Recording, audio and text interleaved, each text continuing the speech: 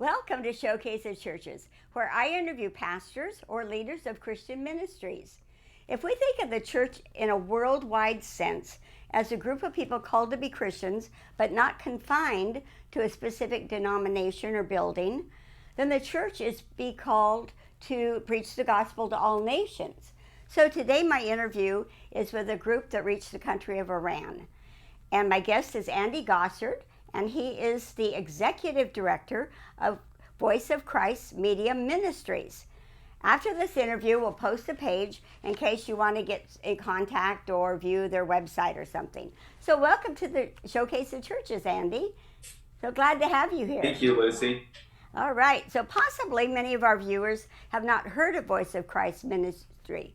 Please tell us about this ministry. What is your message and who is it presented to? Well, thank you, Lucy. Our ministry reaches the Persian-speaking world.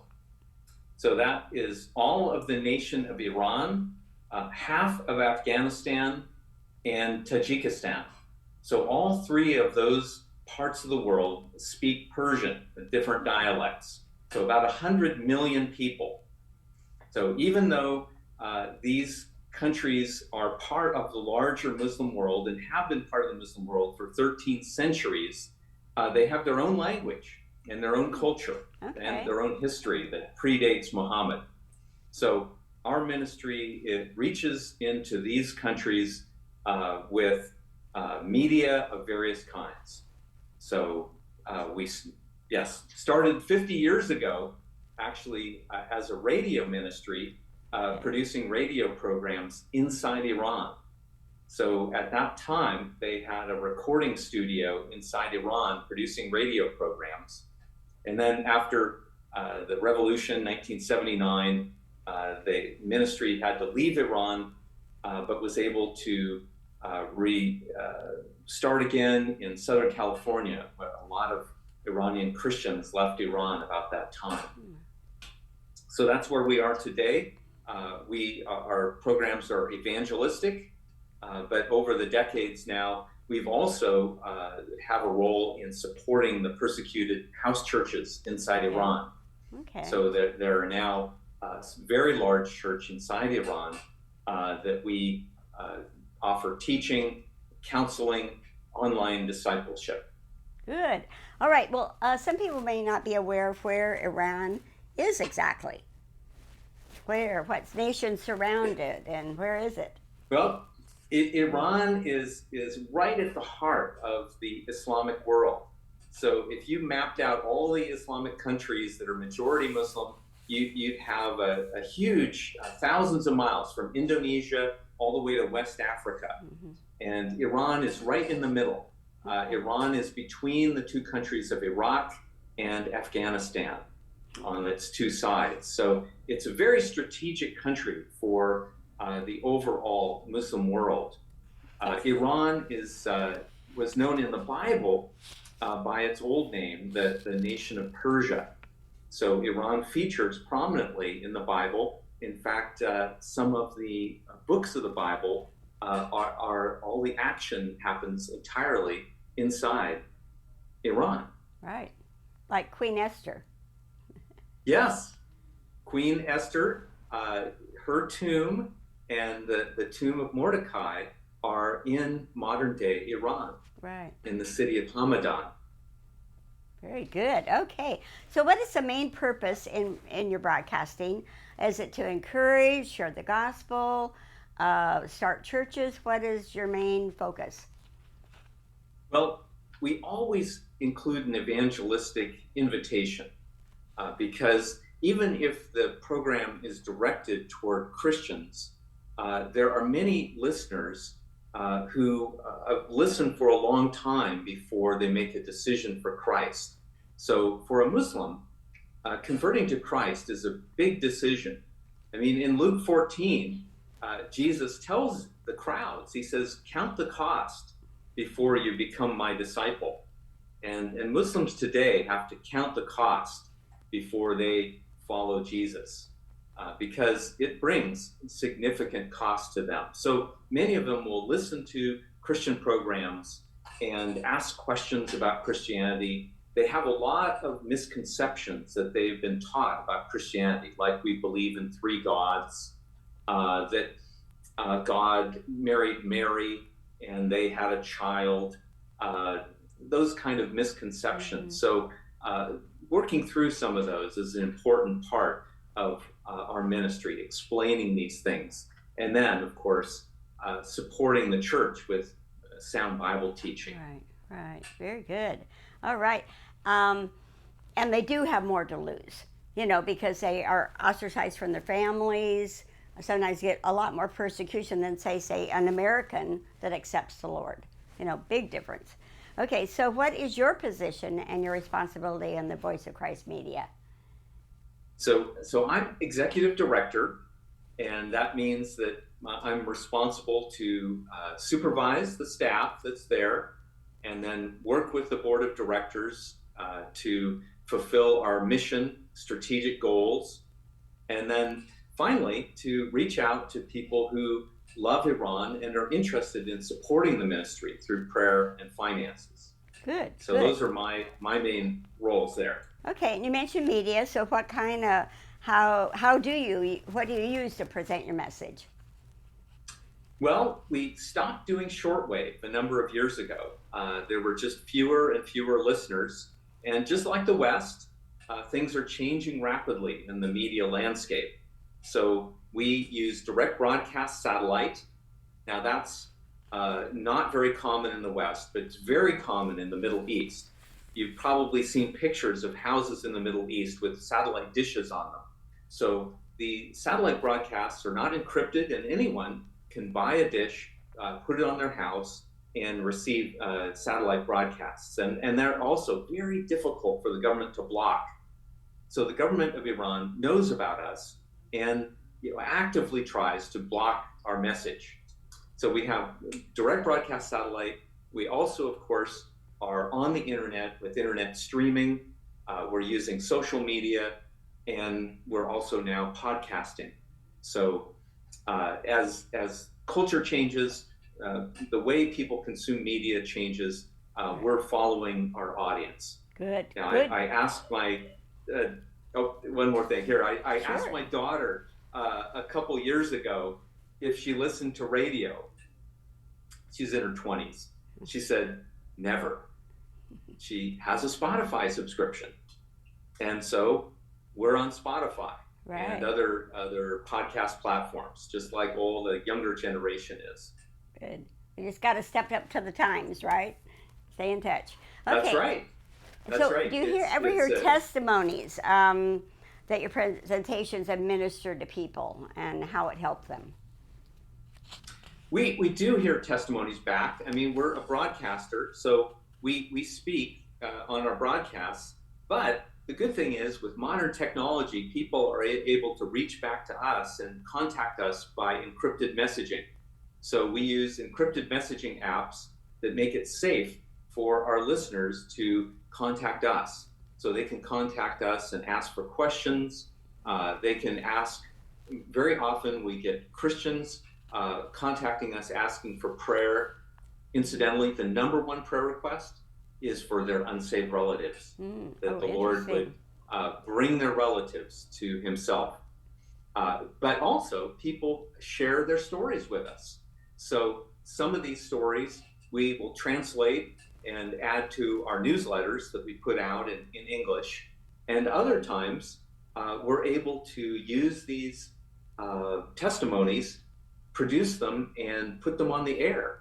People, we take out personally identifiable information that would cause safety issues, and we're able to clean up the audio and add them to our programming. And it's a testimony to Jesus Christ, that he's alive and he's changing hearts and people today. Good. Can you share a testimony with us? Does anything come to mind as a recent one or anything? We got an amazing testimony just a couple months ago. This guy recorded his testimony on his mobile phone and sent it to us by encrypted messaging. And it was just amazing. He had been, he was an Iranian, and he had been a drug addict. and a habitual criminal. He'd been, you know, prosecuted. He'd been caught many times and punished, and they tried to rehabilitate him. He tried to kick his drug addiction. Nothing worked. Finally, after many run-ins with the law, they exercised the Sharia penalty for thievery and chopped his fingers off. Ouch. And so this guy's testimony is that even after this, nothing changed his behavior until he met Jesus Christ. So what threats couldn't do, what drug rehab couldn't do, what even punishment couldn't do, Jesus did. So now he works in Iran as just a humble job, sweeping floors, but he doesn't steal and he doesn't take drugs. Wow. He's been changed from the inside out by Jesus Christ. And so we were privileged to be able to get his testimony, edit the audio and put it on the air for others to hear about Jesus Christ and his work today in people's hearts. Good. This guy's name, Ibrahim. Ibrahim. Okay, good. Yeah, I looked at some of your testimonies and was almost brought to tears because we think of Muslims as being so closed to this and they hate Americans and all this kind of stuff.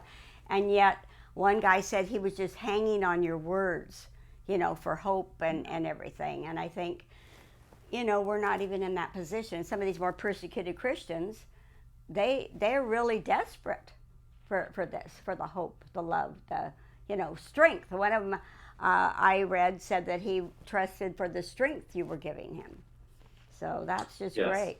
Fellowship, a lot of Christians are isolated. Mm-hmm. The church inside Iran, they have no visible churches that they can go to. And the same with Afghanistan. There are no churches that if you show up as a Muslim convert, as someone who's converted away from Islam, mm-hmm. there is no place for you to go. So the entire church, which is growing mm-hmm. in Iran, is all underground, secret house churches. So at most 10, 20 people, and when they get to that size, then they have to split for safety. So there's some Christians who become believers through media or other means, and they're very isolated. Sometimes they don't actually know any other Christians in the town that they live in, or particularly if they live in a small village, mm-hmm. They may not know of any other believers. So providing fellowship for isolated believers is part of what we do. That's and great. We also, all the infrastructure that we're used to here in the United States, Bible schools, none of that kind of thing can operate inside Iran. So we provide Bible teaching and counseling as well. People are able to call in with questions. We often get questions, practical questions about, what happens when believers die?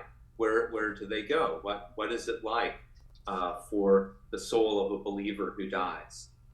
These are questions Islam has answers, but Christianity's answers are different.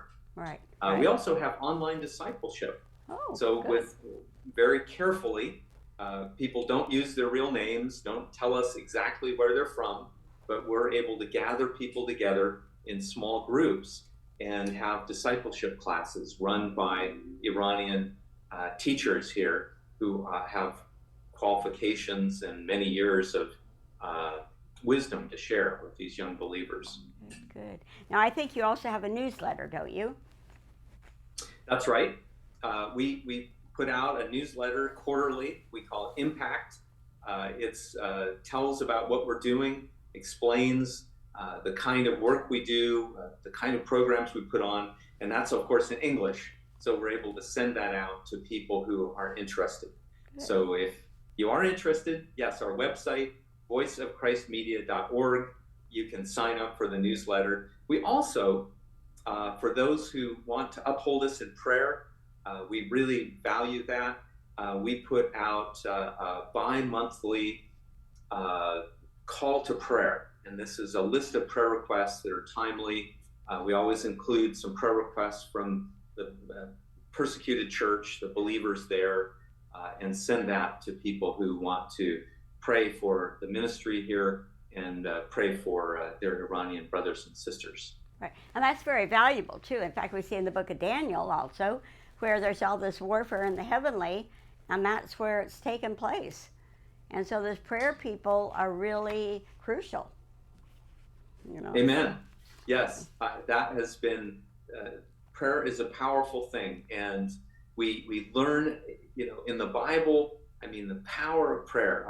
I was just telling someone the other day how when Stephen's last words, the martyr Stephen prayed, he prayed, Lord, don't hold this sin against them. Right. And I think that the very next verse says, and Saul was standing there giving his approval to everything that happened. Yes. So a couple chapters later in the book, of course, we learn God dramatically answers Stephen's prayer. And here is Saul, who receives not only a revelation of Jesus Christ, but forgiveness of his sins. Right. And so that is so happening today. People have, there's been martyrs in the Iranian church. And these people have laid down their lives in love for their Muslim brothers and sisters. And God has used those prayers powerfully to bring change of heart in people's hearts. Well, and that's something, Iran. too, where the forgiveness among Christians is a little bit different than the Islam and the works and all that kind of stuff, I think, too. So that's a testimony there. That's right. Yeah, Islam fundamentally does not have an ethic of forgiveness. There's an overlooking of sin, but there's not. Christian forgiveness is a very different thing. And the reason we can forgive, of course, is because we are forgiven. We're forgiven people. And so by God's Spirit, we're able to forgive others. Yes. Oh, good. Okay, I remember you guys had a lovely banquet. Now we're going to talk about some other things here. Do you think you'll have more of those? We're planning on it. Now that the pandemic is behind us, people feel free to gather again. We're hoping to have one this fall. So in the Portland area, we'd love to have you there. We haven't chosen dates yet, but keep watching the website and we'll let you know. We hope to gather again and hear from our Iranian believers and more about the ministry too. Yes. And then who's on your staff here? Are people Iranian or are they American? Who helps you? Well, I was born in the USA, in case you couldn't tell, but I'm a minority. So most of my coworkers are Iranians who were born in Iran, into Muslim families, and then came to Christ. So some of them have very dramatic conversions. They were devout Muslims. Others were secular Muslims, but all of them have made this journey from Iran to Jesus Christ and changing their life. And of course, part of that road for quite a number of them was becoming refugees. They had to flee Iran at some point in their life, often to save their life. So they've come to the United States as refugees, just had to give up everything to do that.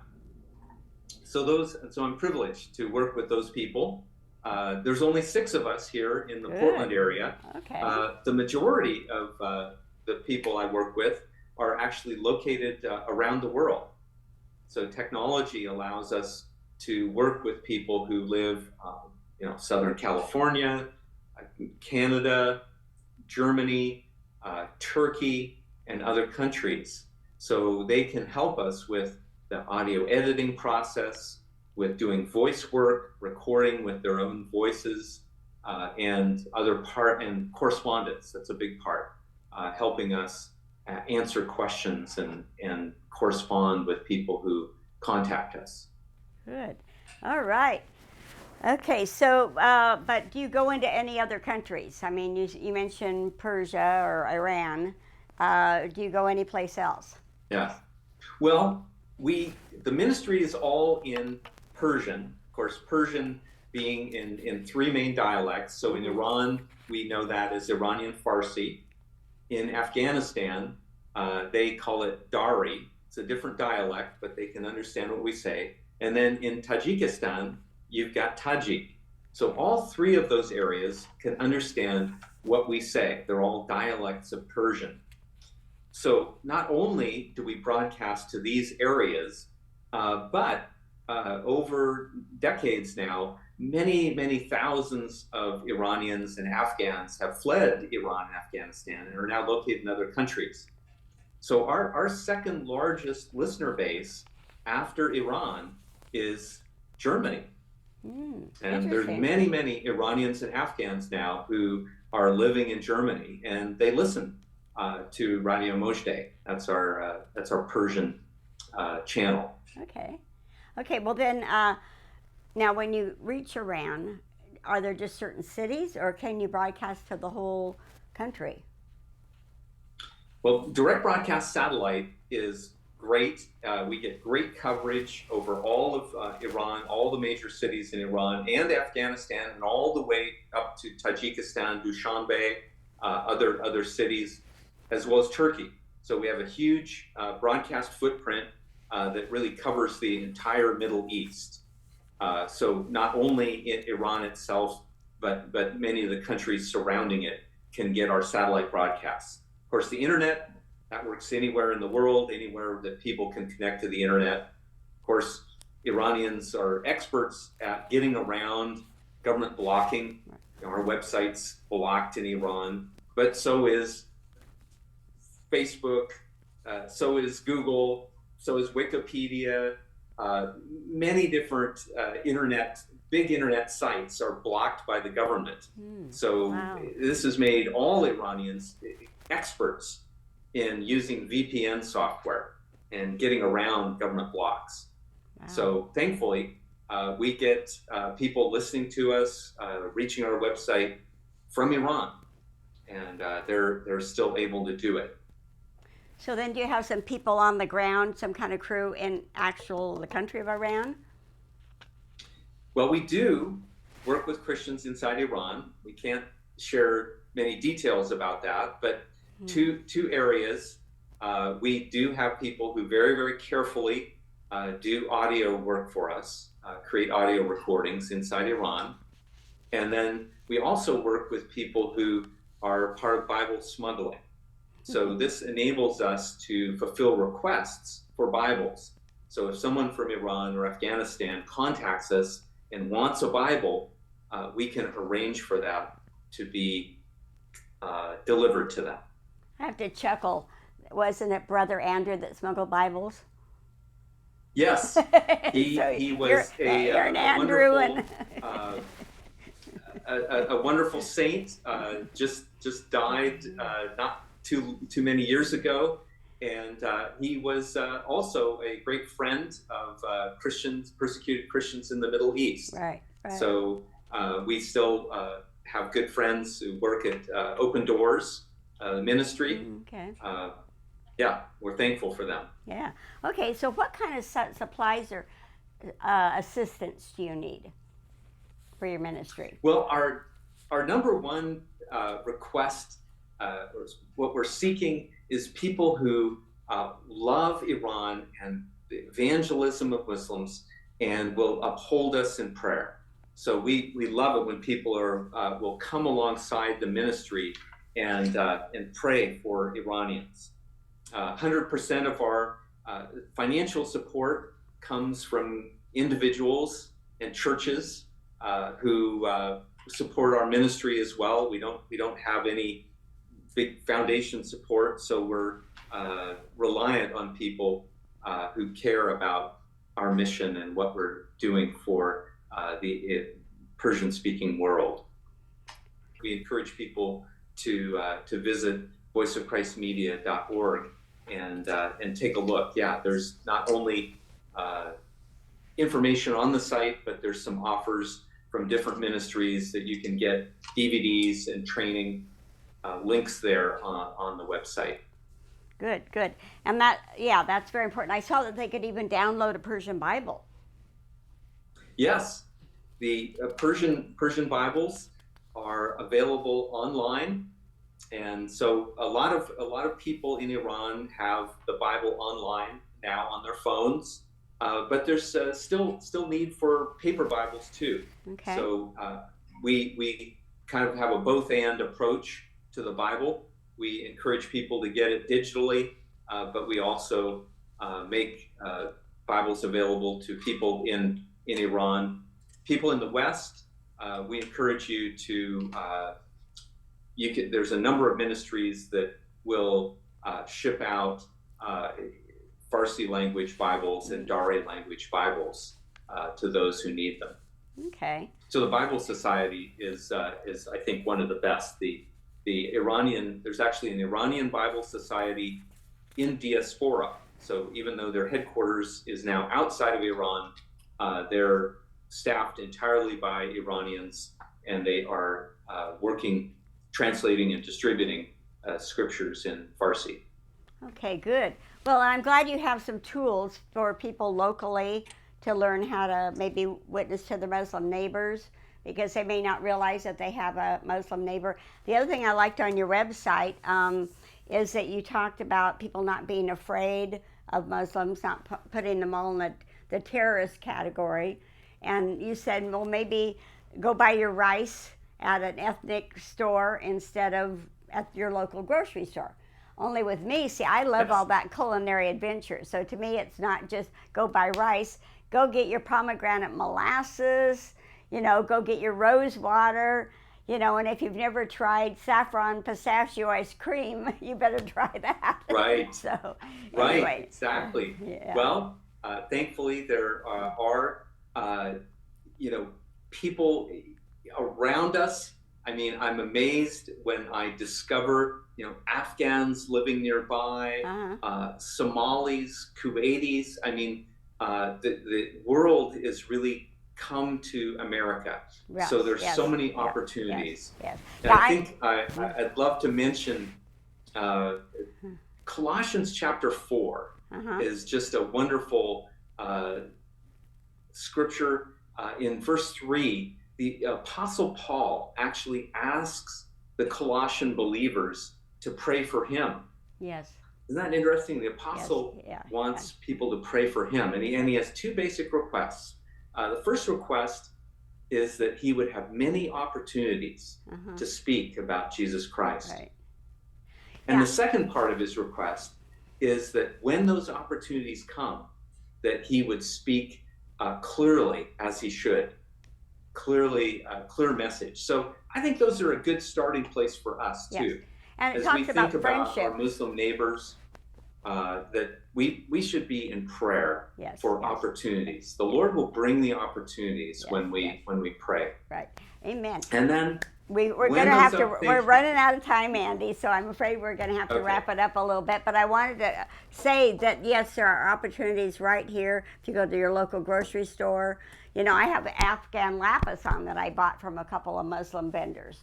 And you can just start relationships right here, And so I encourage everybody, you go to this website, and we're going to post it on information page for you to see it, so you can support this ministry and see what we do. So thank you for coming, Andy. This was very fun. Okay. Well, thank you, Lucy. I appreciate the chance to talk about Iran. Thank you for your love for Iranian and Afghans too. Appreciate it. Okay, thank you. So now, if you stay tuned and you grab however you want to record this information, we're going to post an information page, and you're going to have time to copy this down.